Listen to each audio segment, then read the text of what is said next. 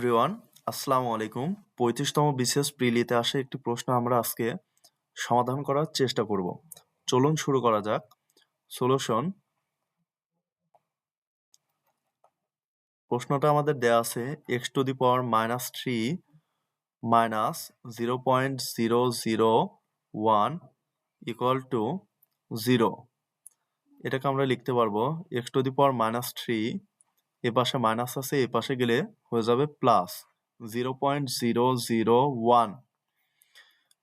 আমরা একটা সূত্র শিখেছিলাম a⁻n is equal to 1/a⁻n, অর্থাৎ এই সূত্র অনুযায়ী আমরা লিখতে পারি 1/x⁻³ ইজ ইকুয়াল টু, এখানে আমাদের দশমিক আছে, তাই আমরা কি করব, এখানে টোটাল সংখ্যাটা আমরা লিখব 1 ডিভাইডেড বাই দশমিক ভগ্নাংশ থেকে আমাদের ভগ্নাংশে যখন আমরা নিয়ে আসব তখন আমাদের কি করব, আমাদের টোটাল সংখ্যাটা লিখতে হবে।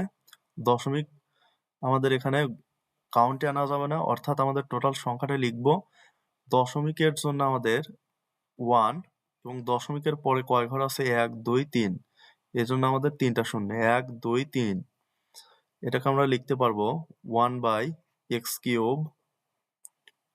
ইজ ইকুয়াল টু 1/1000কে লেখা যায় 10⁻³ 1000কে লেখা যায় 10⁻³ আকারে। তাহলে এখন আমরা উল্টায় দেব, x⁻³ ইজ ইকুয়াল টু আমরা লিখতে পারবো 10⁻³। আমরা একটা সূত্র শিখেছি, সেটা হচ্ছে আমাদের যদি পাওয়ারগুলা যদি সেম হয়, পাওয়ারগুলা সেম হলে আমাদের বেসগুলা সমান হবে। পাওয়ারগুলা সেম হইলে বেসগুলা আমাদের সমান হবে। আমি একটু লিখে দেই, পাওয়ারগুলা সেম হলে বেসগুলা সমান হবে। বেসগুলা সমান হবে। পাওয়ারগুলা সেম হলে বেসগুলা সমান হবে, অর্থাৎ আমরা লিখতে পারবো, অর্থাৎ বেসগুলা সমান x ইকুয়াল টু 10।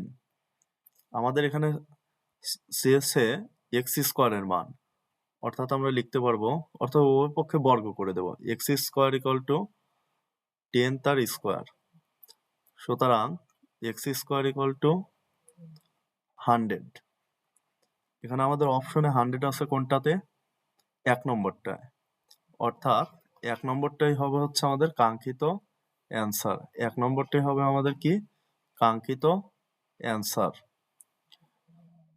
ধন্যবাদ সকলকে। আসসালামু আলাইকুম।